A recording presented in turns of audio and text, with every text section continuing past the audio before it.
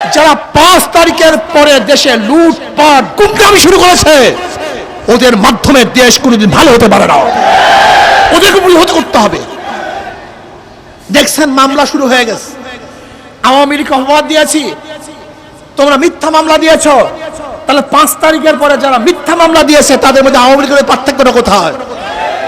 আওয়ামী লীগকে বলেছে জুলুম করেছ, 5 তারিখের পরে যারা জুলুম করেছে তাদের মধ্যে আওয়ামী লীগের পার্থক্য কোথায়? আমি ক্লিয়ার বলতে চাই, আওয়ামী লীগের মধ্যেও যারা ডাকাত না, জালেম না, অত্যাচারী না, তাদেরকে অত্যাচার করা যাবে না। আমি ওই সমস্ত ভাইদেরকে বলবো যারা আওয়ামী লীগের মধ্যে ছিলেন, ভালো আদর্শবান ব্যক্তির দল আওয়ামী লীগ হতে পারে না। আপনি তওবা করুন। লুটেরা এবং ডাকাত বদমাশদের দল কোন আদর্শবান ব্যক্তির দল হতে পারে না। বিএনপি দল হতে পারে না। যারা লুট করেছে, যারা 5 তারিখের পরে মানুষকে অত্যাচার করেছে, আমি বলবো তওবা করুন, শুদ্ধ হন, মানুষকে শান্তি দেন। এই লুটের দেশ, অত্যাচারীদের দেশ এদেশের জাতি আর দেখতে চায় না, আর দেখতে চায় না, আর রক্ত দিতে পারবো না, বারবার আন্দোলন করতে পারবো না। এর জন্য প্রয়োজন হলো ইসলামিক কান্ট্রির। ইসলামকে ভয় পেন না। পাশ্চাত্যরা বিভিন্ন মিডিয়ার মাধ্যমে আমাদের মুসলমান মানুষের মেধার মধ্যে ঢুকিয়ে দিয়েছে ইসলাম ফোবিয়া। ইসলাম মানেই জানি আতঙ্ক, ইসলাম মানেই জানি কি না, ইসলাম মানেই কিছু না, ইসলাম মানেই শান্তি, ইসলাম মানেই মুক্তি, ইসলাম মানেই আপনার অধিকার। শুধু একটা উদাহরণ দিয়ে শেষ করবো ইসলাম মানিটা কি। ওমর ইবনে খাত্তাব রাদিয়াল্লাহু তাআলা খুতবা দেওয়ার জন্য দাঁড়ায়ছেন। এক সাধারণ পাবলিক বলতেছে, আমিরুল মুমিনিন আপনার খুতবা শুনবো না। তাহলে কেন? তাহলে রিলিফের কাপড় দিয়ে আপনি জামা বানাইছেন, আমিও রিলিফের কাপড় দিয়ে জামা বানাইছি, কিন্তু আপনার জামা এত সুন্দর হয়েছে, কাপড় বেশি চুরি করেছেন, আর আমার জামা খাটো হয়েছে, আমাকে কাপড় কম দিয়েছেন। এর জবাব না দেওয়া পর্যন্ত আপনার খুতবা শুনবো না। জবাবদিহিতার অবস্থা বুঝেন? অর্ধজাহানের বাদশা, সাধারণ পাবলিক। ওমর ইবনে খাত্তাব রাদিয়াল্লাহু বললেন, এর জবাব আমি দেব না, এর জবাব আমার ছেলে আব্দুল্লাহ দিবে। আব্দুল্লাহ রাদিয়াল্লাহু বললেন, আমার আব্বা আত্মসাৎ করেন নাই, বরং রিলিফের কাপড় আমিও পেয়েছিলাম, আমার বাবাও পেয়েছিল। উভয় যদি জামা বানাই, একজনের জামা ভালো হবে না, কাজে আমি আমার কাপড়টাকে আমার বাবাকে হাদিয়া দিয়েছি। এবার খুতবা পড়ুন। আপনাকে বুঝতে হবে, জুন জুলাইতেই কিন্তু আন্দোলন সূচনা হয় নাই। গত নির্বাচনে, মেয়র নির্বাচনে 23 জুলাই মাসে যখন আমার উপর আক্রমণ করা হয়েছিল, তখন আমরা রাস্তায় বসে ঘোষণা দিয়েছিলাম, এই আওয়ামী লীগকে হটাবার আগ পর্যন্ত রাস্তা ছাড়বো না, এবং বলেছিলাম আল্লাহ যেন এই আওয়ামী লীগ সরকারের পতন 2 চোখে দেখান। এদেশের মানুষ আন্দোলনের সূচনা করেছিল। 2024 5ই আগস্ট তার প্রতিফলিত হয়েছে, আমরা সাকসেস হয়েছি। দেখেন, এই সাকসেস জনগণের কোনো কৃতিত্ব না। আমি বিশ্বাস করি কৃতিত্ব একমাত্র আল্লাহর। কারণ ছাত্ররা তো প্রথম শেখ হাসিনাকে হটাবার জন্য আন্দোলনের সূচনাই করে নেই। এই বক্তব্যই তাদের ছিল না। তাদের বক্তব্য ছিল চাকরি কোঠায় বৈষম্য থাকবে না, মেধা অনুযায়ী চাকরি হবে।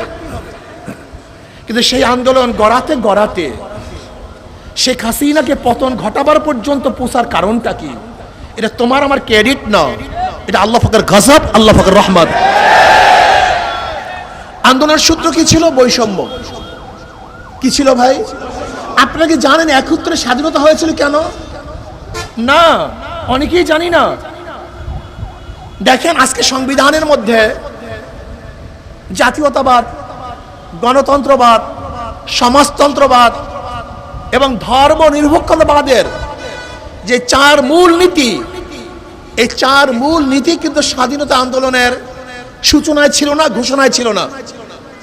71 স্বাধীনতার ঘোষণায় ছিল সাম্য, মানবিক মর্যাদা, সামাজিক ন্যায় বিচার।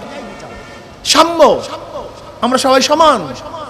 বাংলাদেশের নাগরিক, কে মুসলমান, কে হিন্দু, কে খ্রিস্টান, কে বৌদ্ধ, কে গরিব, কে ধনী, কে জেলে, কে তাঁতি, কে মজুর, কে ঋষি, কে কামার, কে শ্রমিক, কে বংশীয়, কে নন বংশীয়, আমরা দেখতে চাই না।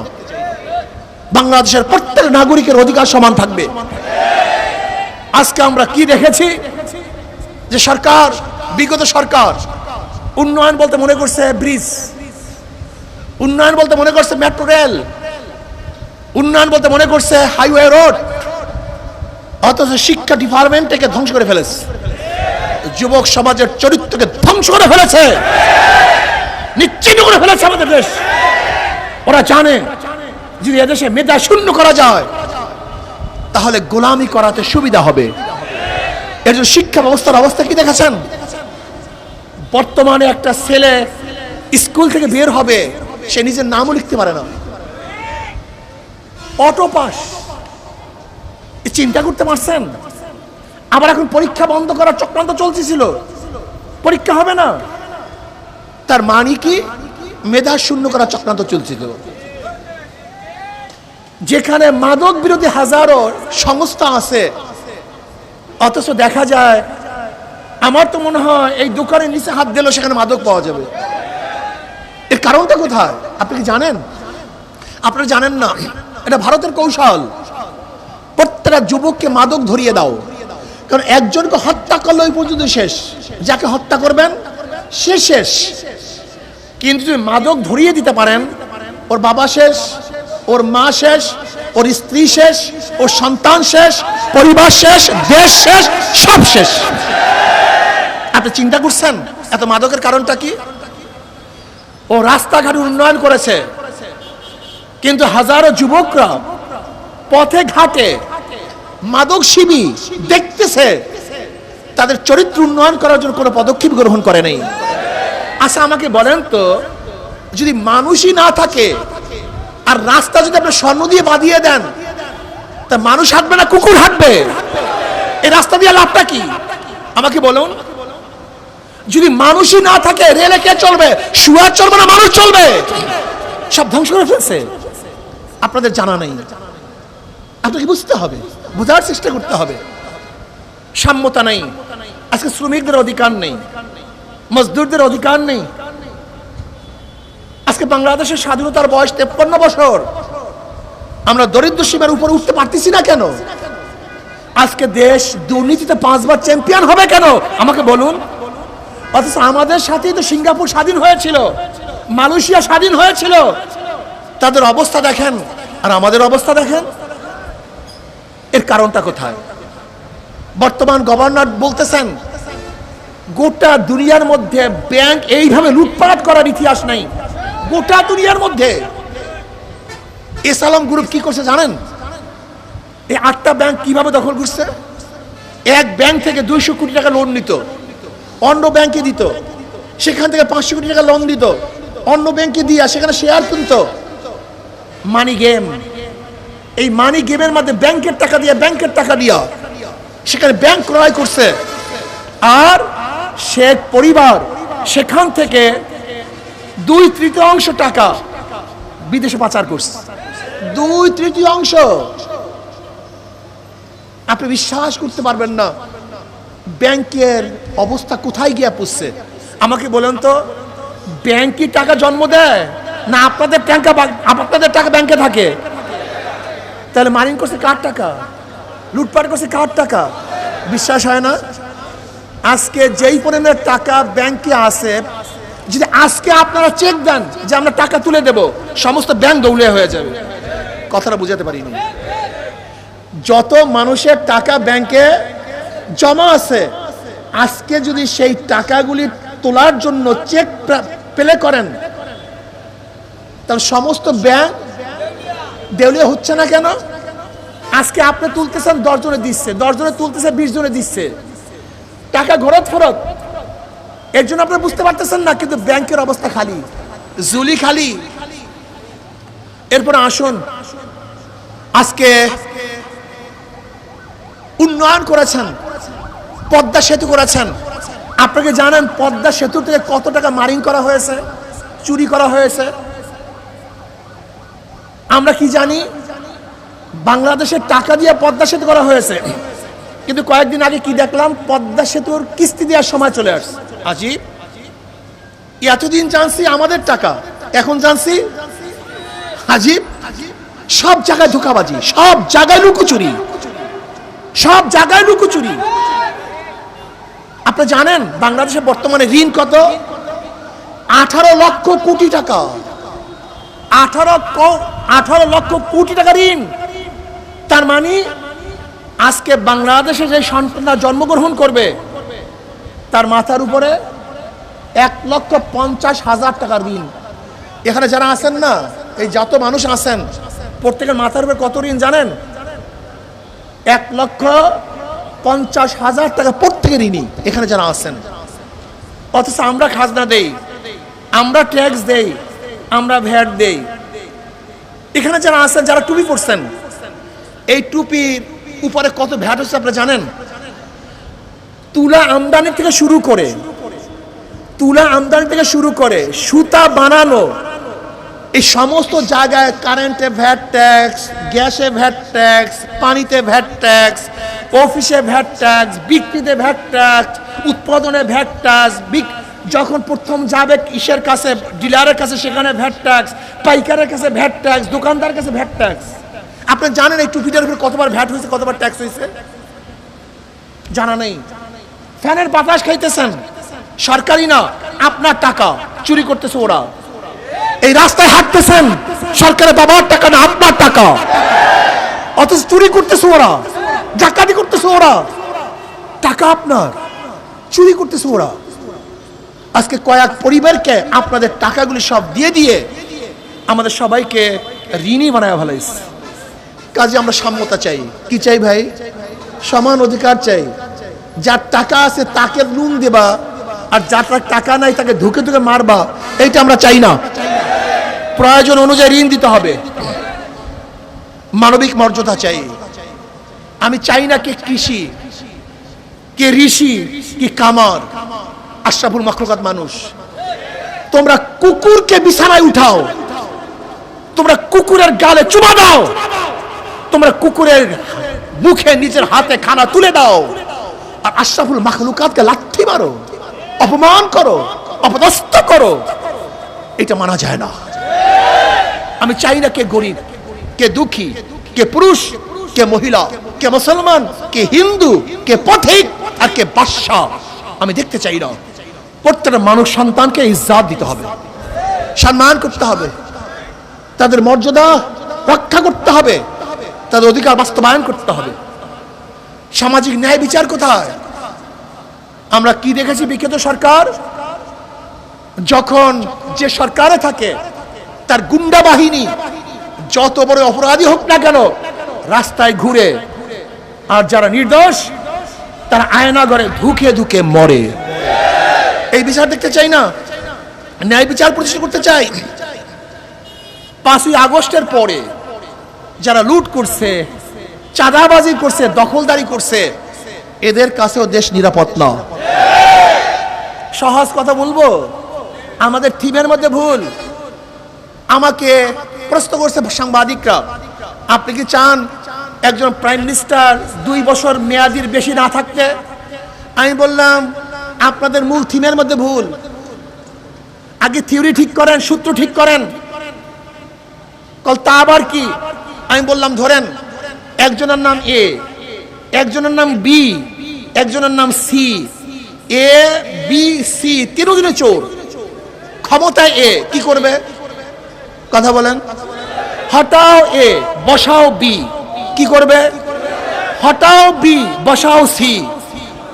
কথা বলেন না কেন? কারণটা কি? নেতার পরিবর্তন হয়েছে, দলের পরিবর্তন হয়েছে, আদর্শের পরিবর্তন হয় নাই। ওসি থানার থেকে যায়, ওসি আসে, কিন্তু ঘুষের পরিবর্তন কারণটা কি? এসপি যায়, এসপি আসে, ঘুষের তো পরিবর্তন নেই। খুব ভালো মতো রাখতে হবে, এসপি গেলেই ঘুষ বন্ধ হবে না। ওসি পরিবর্তন হলেই ঘুষ বন্ধ হবে না, যতক্ষণ পর্যন্ত নীতি ও আদর্শবান ব্যক্তি ওখানে না বসবে। আমি তাদেরকে বললাম 1 বছর 2 বছর 5 বছর আর 2 মেয়াদ বা 5 মেয়াদ দরকারটা কি? চোর যদি একজনের জন্য বসে সে চুরি করবে, 1 মেয়াদের জন্য বসলে চুরি করবে। কাজে আমরা শুধু নেতা চাই না, নীতির পরিবর্তন চাই। যারা চুরি করবে না, ডাকাতি করবে না, জুলুম করবে না, অন্যায় করবে না। আমাদের বাংলাদেশের সবচেয়ে বড় সংকট কি জানেন?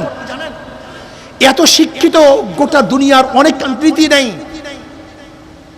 এত উচ্চ শিক্ষিত এত উচ্চ ডিগ্রিওয়ালা অনেক দেশের কান্ট্রিতেই নাই। কিন্তু আমাদের দেশের সবচেয়ে বড় সমস্যা কি জানেন? দুর্নীতি। বলেন, এই দুর্নীতি মুক্ত দেশ করতে চাই, চোর মুক্ত দেশ করতে চাই, ঘুষ মুক্ত দেশ করতে চাই, ডাকাত মুক্ত দেশ করতে চাই। কি রাজি আছেন ইনশাআল্লাহ? এর জন্য মাদার গাছ লাগিয়ে আমের আশা করা যায় না। যারা 5 তারিখের পরে দেশে লুটপাট গুমরামি শুরু করেছে, ওদের মাধ্যমে দেশ কোনোদিন ভালো হতে পারে না, ওদেরকে প্রতিহত করতে হবে। দেখছেন মামলা শুরু হয়ে গেছে। আওয়ামী লীগ অপবাদ দিয়েছি, তোমরা মিথ্যা মামলা দিয়েছ, তাহলে 5 তারিখের পরে যারা মিথ্যা মামলা দিয়েছে তাদের মধ্যে আওয়ামী লীগের পার্থক্যটা কোথায়? আওয়ামী লীগকে বলেছে জুলুম করেছ, 5 তারিখের পরে যারা জুলুম করেছে তাদের মধ্যে আওয়ামী লীগের পার্থক্য কোথায়? আমি ক্লিয়ার বলতে চাই, আওয়ামী লীগের মধ্যেও যারা ডাকাত না, জালেম না, অত্যাচারী না, তাদেরকে অত্যাচার করা যাবে না। আমি ওই সমস্ত ভাইদেরকে বলবো যারা আওয়ামী লীগের মধ্যে ছিলেন, ভালো আদর্শবান ব্যক্তির দল আওয়ামী লীগ হতে পারে না। আপনি তওবা করুন। লুটেরা এবং ডাকাত বদমাশদের দল কোন আদর্শবান ব্যক্তির দল হতে পারে না, বিএনপির দল হতে পারে না। যারা লুট করেছে, যারা 5 তারিখের পরে মানুষকে অত্যাচার করেছে, আমি বলবো তওবা করুন, শুদ্ধ হন, মানুষকে শান্তি দেন। এই লুটের দেশ, অত্যাচারীদের দেশ এদেশের জাতি আর দেখতে চায় না, আর দেখতে চায় না, আর রক্ত দিতে পারবো না, বারবার আন্দোলন করতে পারবো না। আসুন আমরা সম্মিলিতভাবে এমন একটা দেশ গড়ব যে দেশের মধ্যে থাকবে সাম্য, মানবিক মর্যাদা, সামাজিক ন্যায় বিচার, যেখানে অধিকার থাকবে মুসলমানদের, যেখানে অধিকার থাকবে হিন্দুদের, যেখানে অধিকার থাকবে খ্রিস্টানদের, যেখানে অধিকার থাকবে বৌদ্ধদের, যেখানে অধিকার থাকবে প্রত্যেকটা পুরুষের, যেখানে অধিকার থাকবে প্রত্যেকটা মহিলাদের। আমরা সবার অধিকারকে ফিরিয়ে দিতে চাই, সবাইকে ভালো রাখতে চাই, একই সাথে কাজ করতে চাই। এর জন্য প্রয়োজন হলো ইসলামিক কান্ট্রির। ইসলামকে ভয় পেন না। পাশ্চাত্যরা বিভিন্ন মিডিয়ার মাধ্যমে আমাদের মুসলমান মানুষের মেধার মধ্যে ঢুকিয়ে দিয়েছে ইসলাম ফোবিয়া। ইসলাম মানেই জানি আতঙ্ক, ইসলাম মানেই জানি কি না, ইসলাম মানেই কিছু না, ইসলাম মানেই শান্তি, ইসলাম মানেই মুক্তি, ইসলাম মানেই আপনার অধিকার। শুধু একটা উদাহরণ দিয়ে শেষ করবো, ইসলাম মানিটা কি। ওমর ইবনে খাত্তাব রাদিয়াল্লাহু তাআলা খুতবা দেওয়ার জন্য দাঁড়ায়ছেন। এক সাধারণ পাবলিক বলতেছে, আমিরুল মুমিনিন আপনার খুতবা শুনবো না। তাহলে কেন? তাহলে রিলিফের কাপড় দিয়ে আপনি জামা বানাইছেন, আমিও রিলিফের কাপড় দিয়ে জামা বানাইছি, কিন্তু আপনার জামা এত সুন্দর হয়েছে, কাপড় বেশি চুরি করেছেন, আর আমার জামা খাটো হয়েছে, আমাকে কাপড় কম দিয়েছেন। এর জবাব না দেওয়া পর্যন্ত আপনার খুতবা শুনবো না। জবাবদিহিতার অবস্থা বুঝেন? অর্ধজাহানের বাদশা, সাধারণ পাবলিক। ওমর ইবনে খাত্তাব রাদিয়াল্লাহু বললেন, এর জবাব আমি দেব না, এর জবাব আমার ছেলে আব্দুল্লাহ দিবে। আব্দুল্লাহ রাদিয়াল্লাহু বললেন, আমার আব্বা আত্মসাৎ করেন নাই, বরং রিলিফের কাপড় আমিও পেয়েছিলাম, আমার বাবাও পেয়েছিল, উভয় যদি জামা বানাই একজনের জামা ভালো হবে না, কাজে আমি আমার কাপড়টাকে আমার বাবাকে হাদিয়া দিয়েছি। এবার খুতবা পড়ুন। এর নাম ইসলাম। বেয়াকুব, ইসলাম জানো নাই, ইসলাম ছিল নাই। ইমাম রুমি রহমতুল্লাহ বলেছেন, আমি অনেক পোশাকের মধ্যে মানুষ দেখেছি যারা আসলে মানুষ না, আর অনেক মানুষ দেখেছি যাদের কোনো পোশাক ছিল না। আমরা পোশাককে নির্বাচন করি, মানুষ নির্বাচন করি না। আমরা বিল্ডিং নির্বাচন করি, মানুষ নির্বাচন করি না। আসুন, পোশাক দিয়ে মানুষকে নির্বাচন করা যায় না, আখলাক এবং চরিত্র দিয়ে মানুষকে নির্বাচন করা যায়। এরকম চরিত্রবান মানুষকে আমরা ক্ষমতায় বসাই, তাহলে মানুষের অধিকারকে ফিরিয়ে দিতে পারবো। আল্লাহ আমাকে এবং আমাদের সবাইকে সম্মিলিতভাবে এই দেশ গড়ার তৌফিক দান করেন।